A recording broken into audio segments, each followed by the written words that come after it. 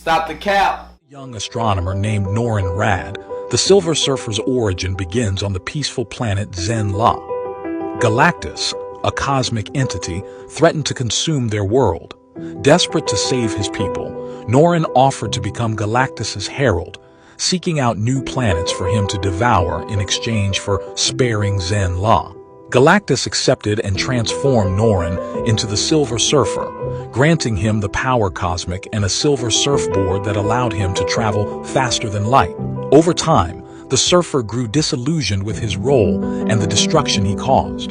He rebelled against Galactus and became a hero, defending the universe alongside the Fantastic Four.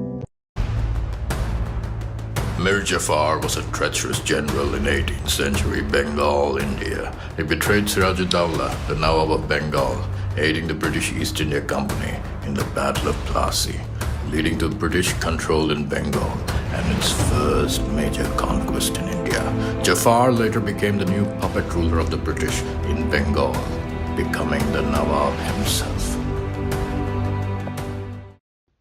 I was listening to Tariq Nasheed's video. He had some white supremacist calling the show. The title of the video doesn't even have really much to do with the premise of the show, but this white nationalist came in. I'm at least grateful that there is a dialogue. Like I said before, white supremacy's greatest tool is the denial of its existence. And the white supremacist, the white nationalist, they want to speak their mind, because they feel like they're being shut out. They feel like woke culture prevents them from expressing themselves. They think that that their agenda, is logically sound, right?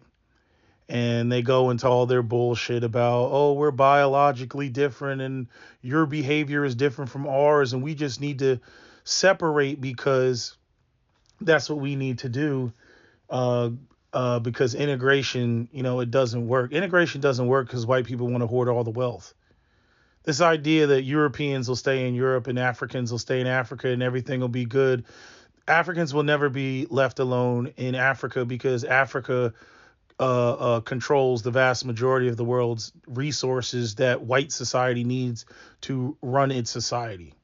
Whether it's cobalt, whether it's gold, or whether it's whatever other raw materials they need. And I think I forgot to put a picture or an image in one of the videos, but I don't think I uploaded that video. But in any event, that's how, that's just the reality. This idea of, you go to your corner and we'll go to our corner and we're going to go over here and have, Rivendell and Lord of the Rings, existence in Europe while you all just exist and live in squalor in Africa. Like, again, I told you, they start the movie at the end. They love to start the movie at the end. They see where things are now as either a natural consequences of the differences of the races. Europeans are successful and black people simply aren't, right? Completely ignoring the longevity of human history. I don't know what happened in ancient times. I don't know why the builders of the megalithic structures, why their societies collapsed. Could it have been climate change? Could it have been a great cataclysm? Who freaking knows? We don't know. All we know is that black people are the oldest people on the face of the planet. And again, even the more isolated, black people or derivatives of black people, you see them all throughout Southeast Asia. The Negritos, the Mani people of the Thailand, the original Khmer, all the way down to the Aboriginal people, the people of Fiji, the original people of Hawaii. All these are dark people, melanated people, right? So black people are really ancient people, and white people, I don't know what it is, but these they have their own ideas and concepts. Either it's, we didn't all evolve originally from monkeys or the great apes, or that white people have some sort of different origin story, right? Because they don't want to believe the, out of Africa, right? Or they have some sort of point where there's like a cutoff and then they're like, no, we're completely different after this point.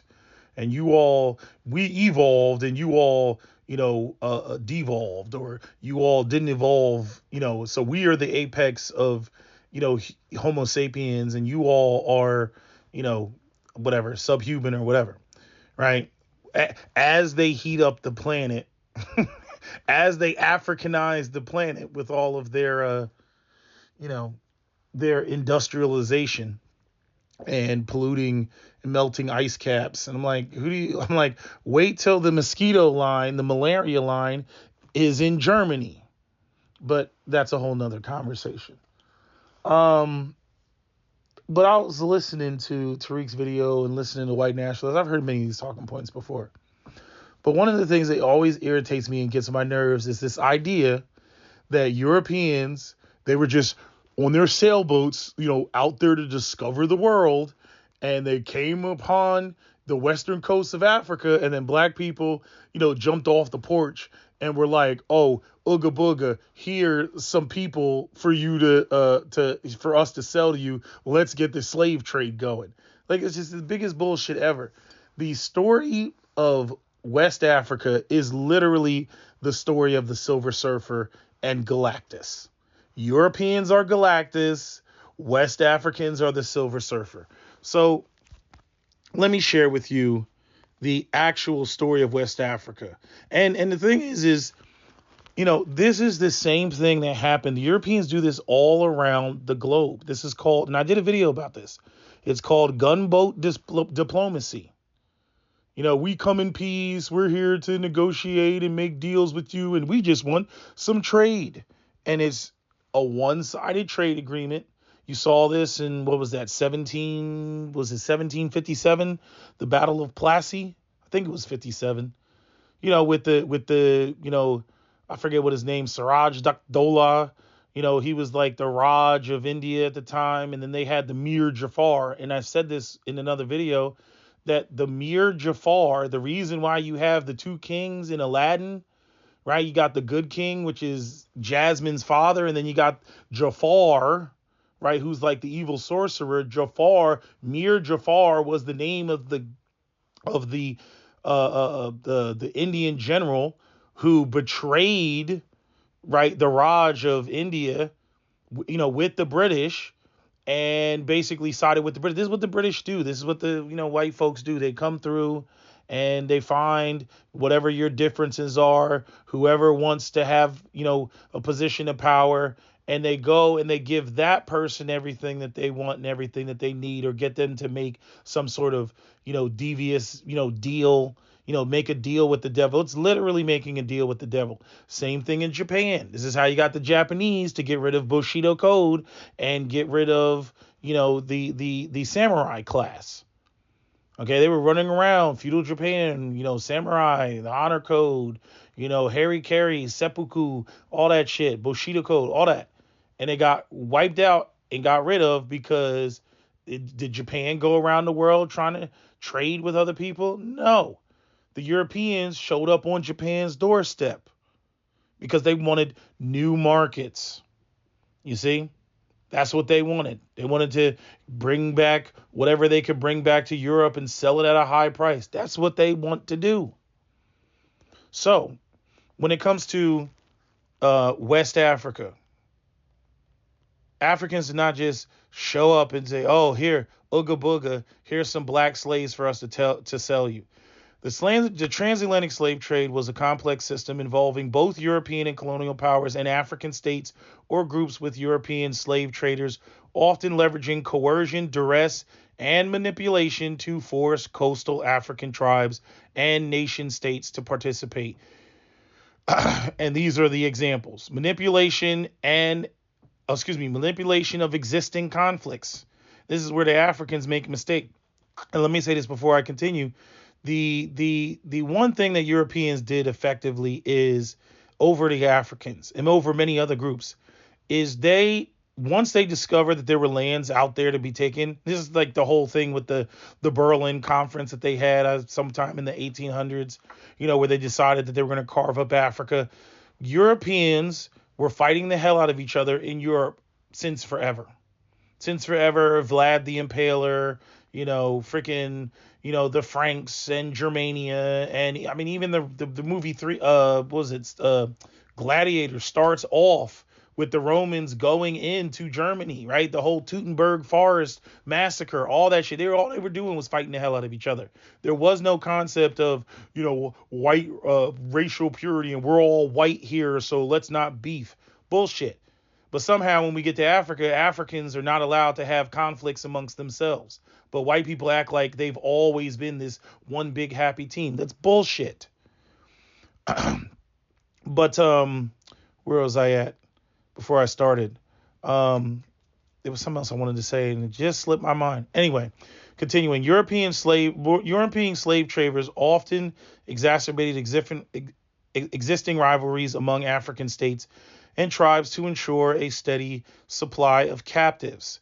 They would foment wars. European traders supplied weapons and ammunition to certain groups, incentivizing them to raid their neighbors for captives. Example, in the 17th century, the kingdom of Dahomey, this is the movie The Woman King, modern day Benin, became heavily involved in the slave trade after European traders provided firearms, which Dahomey used to raid weaker neighbors. Result, kingdoms were forced into a cycle of war to defend themselves or to capture slaves to trade for European goods, which means, right, Africans already have their own internal conflicts. Here comes the Europeans, gives them guns. It would be like, freaking if Europeans came to America and then gave, I don't know, one tribe machine guns or something like that, or a nuclear weapon or something, right? Or like think of Chicago and gangs, right? The gangs in the black community started out, I always hear the OGs talking about they used to have fist fights and everything, and then guns got involved. And once the guns get involved, oh shit, he's got a J-frame revolver. Oh shit, he's got a 6-shot revolver. Oh yeah, well I got a 8-shot 1911. Oh yeah, well I got a shotgun. Oh yeah, again, the arms race. So now you got an arms race that's going on because if you don't have any arms to defend yourself against other tribes and other groups, then your ass is grass. And what's funny is even here, going back to Galactus, it reminds me of when Joe Rogan had a clip and he was talking about the pumas, the cougars, right? The mountain lions that are more effective hunters than the wolves. And the mountain lions are so effective that oftentimes the mountain lion will go and make stashes of kills that it made just so that the wolves would find the stash and so that they would leave the lions alone, or the mountain lions alone. Just like, here, leave me alone, eat this shit.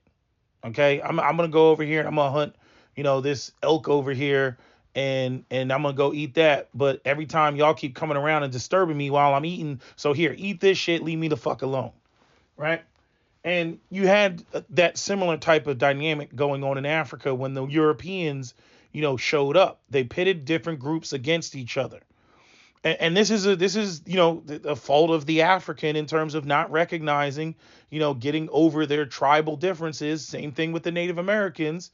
When somebody comes at you, if you're a disorganized basketball team and somebody pulls up on you, okay, and they're passing the ball and they're throwing alley-oops and dunking on you, and you all are playing like you're individuals, everybody's out there thinking they're Allen Iverson, right? Then what's going to end up happening, talk about me aging myself, but then I'm saying, then what's going to end up happening is you're going to lose the game.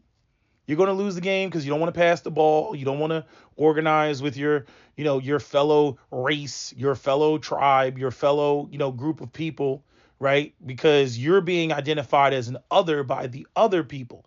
But again, white people, they come through with their forked tongues and smile and all that other shit. And unfortunately, a lot of black people end up falling for that shit. Okay, so the second thing is the threat of military action. This is where you get into gunboat diplomacy. European powers sometimes directly threatened African coastal leaders with military force to compel their cooperation in trade. Example, the Portuguese and the Dutch used naval blockades or attacks on African ports to force local rulers into compliance. Refusal to supply slaves often resulted in the bombardment of towns.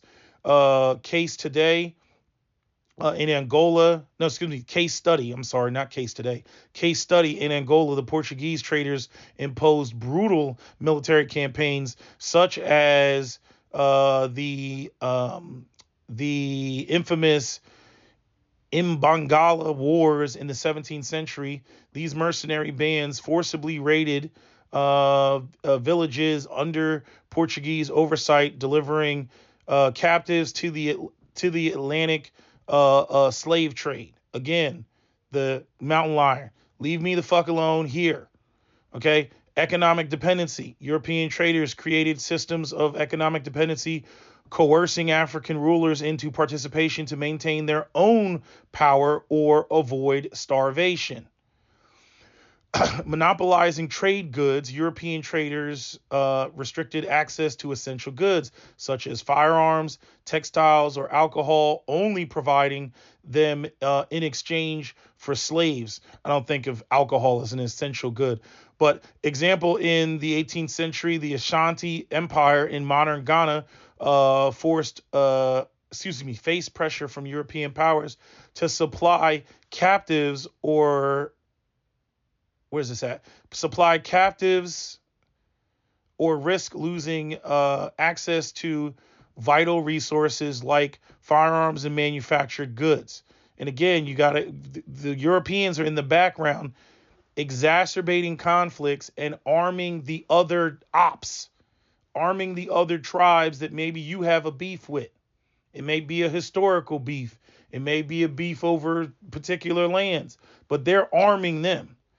So if you don't have access to firearms and all you got is some spears or some bow and arrows, you're cooked.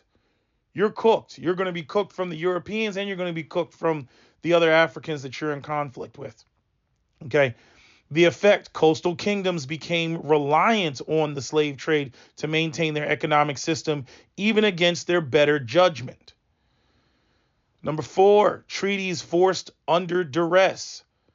Some African leaders were coerced into signing unequal treaties that obligated them to provide slaves under threat of European retaliation. And let me back up a little bit, because I believe the Asante tribe was the tribe of Badu Bansu II. And Badu Bansu II was the chieftain who I think he was going up against the Dutch, and he fought back, and they because he killed like two of the European soldiers. They captured him, had a trial, had him executed, decapitated him, and then had his head in a glass of formaldehyde that was sent to Holland and was in the Netherlands for a number of years until it was returned. I think back in, I want to say it was 2003 it was returned. His head was returned. But again, this is what happens when you fight back. So again, this narrative that that black people in Africa were just like complicit, in the slave trade, and they saw nothing wrong with it, and they didn't even try to push back against this bullshit. This bullshit. Europeans got guns, they got boats. They're arming your ops. This is what they do best: divide and conquer. That doesn't excuse, the Africans completely, but it gives better context and understanding of what actually happened, because the Europeans, the white people now, are just up here just trying to act like black people, we equally engage and participate in this bullshit. Where am I at? Some African leaders were coerced into signing unequal treaties that obligated them to provide slaves under threat of European retaliation. Example, the Kingdom of Congo faced significant pressure from the Portuguese in the 16th century when King Alfonso, I think it's Alfonso, not Afonso, but Alfonso the First, could be Alfonso, maybe I'm wrong. Alfonso the First initially resisted the expansion of the slave trade. The Portuguese leveraged economic dependency and military threats to undermine his authority and demand captives. Over time, Portuguese traders and mercenaries escalated their raids, forcing Congo to participate in the slave trade to avoid devastation. Again, go look at the Opium Wars. Look at the history of the Opium Wars. The Chinese call it 100 years of humiliation. This is one of the reasons they're probably in charge of these drones that are flying over New Jersey, The Chinese it's already known that they supply the materials to the Mexican cartels so that the Mexicans can make fentanyl, so that the Mexicans can flood it into the United States. Okay. Again, this is in retaliation for 100 years of humiliation by European powers, and that includes America. People don't want to consider it, but America essentially is a European power. It's white folks. Okay, and the Europeans, they went to India. Again, the whole Battle of Plassey, got the Mir Jafar to overthrow, the Raj. And then what did they grow in India? What was one of the main crops that was grown in India and Pakistan? Opium. Well, now that you're growing opium, what do you do with the opium? You need to find another market. You're not going to bring it back to Europe. No, you're going to go and you're going to take it to China, and you're going to force the Chinese to buy your opium. The whole Chinese history is driven by the opium wars.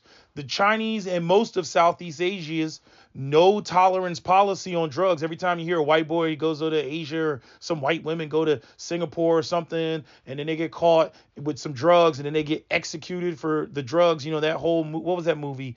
The movie where the two white women got caught up and they were in prison for several years and shit like that. They have a no tolerance policy because of what the Europeans did. Had their people all type of strung out on drugs. Where again, Mao Zedong and what was his shit called? The Long Walk, the Long Journey. What was it called? The Great, what was it called? I can't think of what it was called. Somebody's gonna write in the comment section. Anyway, I'm saying his whole stance, just literally killing, the people who couldn't be rehabilitated. Yeah, that's because of the damage that the Europeans did. Okay, and it's like Europeans talking about, you create the whole infrastructure of selling opioids to China, and then the handful of scrupulous, Chinese people that you only need a small minority of people. You got 1 billion people there. You only need, a couple thousand, you know what I mean? And then they facilitate the shit. And the Chinese, I forget what dynasty it was. I want to say it was like the Qing dynasty. I might be wrong. But one of the dynasties, they tried to fight back and whatnot. And that led to the second opium war. This idea that people are not fighting back to try to take back control of their own sovereignty is nonsense. Right? And they lost that. And then what did the British do? They made the Chinese pay like some millions of dollars of reparations to the British in silver. Number 5, enslavement through European raids. In some instances, European powers bypassed African intermediaries altogether by conducting their own raids and kidnappings. Example, the Portuguese in early Angola directly raided inland villages and coerced local leaders to provide captives. Local resistance was met with violent military campaigns, such as the conquest of the Dongo Kingdom in the 16th century. These actions destabilized entire regions, forcing African leaders to collaborate out of fear of annihilation. Number 6, disruption of internal governance.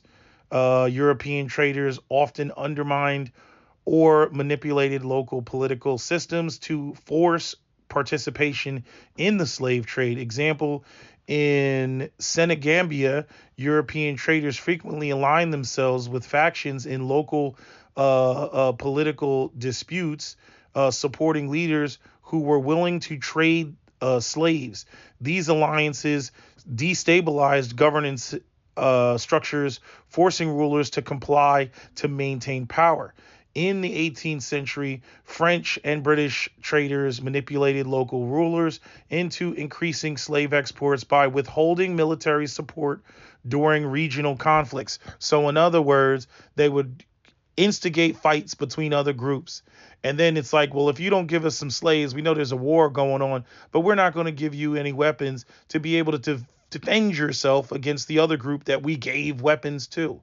And again, this is a part of not only the divide and conquer, but the exact same tactic that was used in India with Mir Jafar. Okay, there's always going to be, quote unquote, sellouts Judases, in your population, and, they come through and they undermine you, in that way. The irony is this is the exact same thing that even the white nationalists are bitching about when it comes to AIPAC, and how AIPAC, that guy that had that conversation with Tucker Carlson, is basically undermining U.S. politics by paying for the campaigns of U.S. politicians, because the United States is not smart enough to get money out of politics, and allowing, if the billionaires can get in there, so can, the freaking organizations like AIPAC. That is a foreign entity that doesn't have to register as a foreign entity. All this shit is happening on your watch. So I guess you're complicit in AIPAC, taking over the politics of America. Right? See how that works? Where am I at? In the 18th century, French and British traders manipulated local leaders into increasing the slave exports by withholding military support during regional conflicts. Already read that. 7, forced tribal migration. Some African tribes were displaced by European colonial expansion and forced into participation as a survival mechanism. Again, if you destabilize regions and you make certain tribes homeless and now they're just roaming nomads, they got to do what they got to do to survive. Example, the Mbangali in Angola, a semi-nomadic group, were weaponized by the Portuguese to capture and supply slaves. They had no option but to comply after being marginalized and militarized by Portuguese policies. Number 8, consequences and of refusal. Leaders who resisted participation were often met with catastrophic consequences. Example, in the late 17th century, Queen Nzinga of the Dongo and the Mataba resisted Portuguese demands for slaves and militarization of her kingdom. Despite fierce resistance, Portuguese forces attacked her territory repeatedly, enslaving her people. Example, the Igbos in southeastern Nigeria also resisted the trade, but were subjected to relentless raids by neighboring groups armed by Europeans. Conclusion, while African leaders and traders played roles in the transatlantic slave trade, many did so under significant coercion, duress, or manipulation by European powers. European slave traders exploited economic dependencies, stoked internal conflicts, and used military force to compel African participation, destabilizing entire regions for generations. These dynamics highlight the unequal and exploitative nature of the transatlantic slave trade. See, again, if you want to be honest about the shit, be honest about the shit, but they're not trying to do that. They're trying to, again, as they always do, try to rewrite history, so that they don't have to be accountable for the actions, of their group and the actions of their past. Oh, they love history when it comes to anything that, paints them in a positive light. Oh, they love history when it comes to the transgressions of their ancestors and the resources and the fruits of those transgressions that they now claim are theirs and theirs alone, and they get to keep. Again, like I said before, white people, they love legacies and generational wealth. But what they hate is the legacy of a bad reputation, and they hate generational debt. That's what they hate. Oh, they love that generational debt, that generational wealth, but they hate that generational debt. But yeah, anyway, that's all I got for y'all. That's my video, SWP out. Don't forget to comment, share, like, and subscribe. Hold on. Yeah. Hello? Where? Where we at? Oh, you want to know where I'm at? We outside!